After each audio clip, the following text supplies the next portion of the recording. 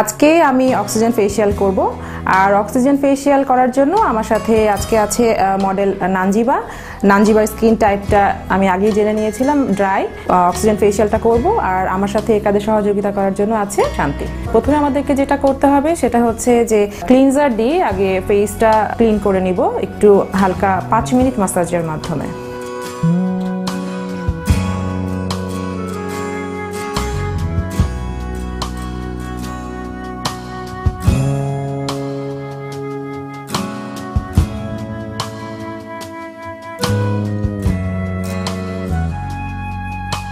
আমরা যদি প্রেসার পয়েন্টগুলোতে কিছুটা প্রেস করে ম্যাসাজটা করি তাহলে আমাদের অয়েল গ্ল্যান্ডটা আর একটু বেশি অ্যাক্টিভ হবে এবং আমাদের তখন অনেক বেশি স্মুথ হয়ে যাবে স্কিনটা, ময়েশ্চারাইজারের লেভেলটা সমান হবে।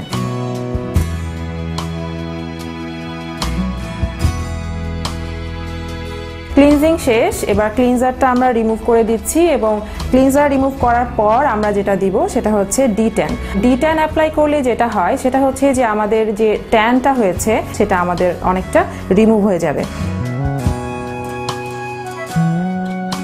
5 মিনিট শেষ, এবার আমরা ডি10টা উঠিয়ে দিচ্ছি এবং ডি10 উঠানোর পর আমরা অক্সিজেন ম্যাসাজ ক্রিম দিয়ে আমরা ওর ফেসটাকে আরও 5 মিনিট ম্যাসাজ করব।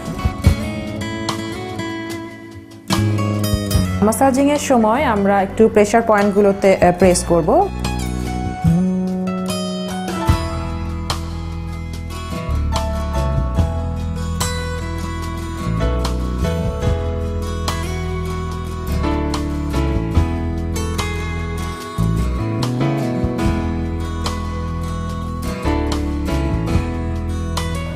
এবার আমরা এক্সফোলিয়েশনের কাজটা করব। তো এক্সফোলিয়েশনের কাজটি করতে আমাদেরকে যেটা করতে হবে সেটা হচ্ছে যে আমরা মেশিনের সাহায্য এখন আমরা একটু স্ক্রাবিংটা করব।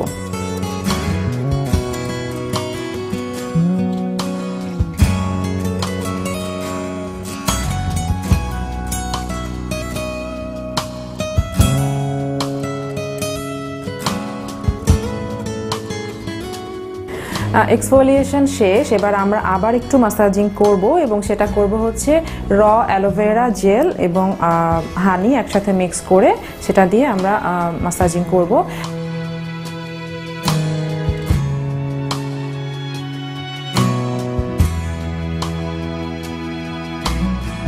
ফেশিয়ালের ম্যাসাজিংয়ের যে স্টেপগুলো সেগুলো আমাদের কমপ্লিট হয়ে গেছে। এবার আমরা এক্সট্রাকশন করব, তারপর আমরা অক্সিজেন মাস্ক অ্যাপ্লাই করব।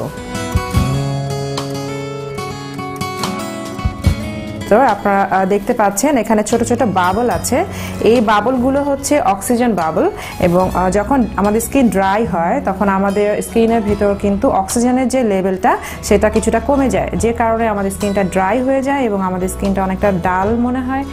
আর এই মাস্ক অ্যাপ্লাই করার পর এই মাস্কটি ওর ফেসে 20 মিনিটস থাকবে, এরপর আমরা এটাকে তুলে দেবো।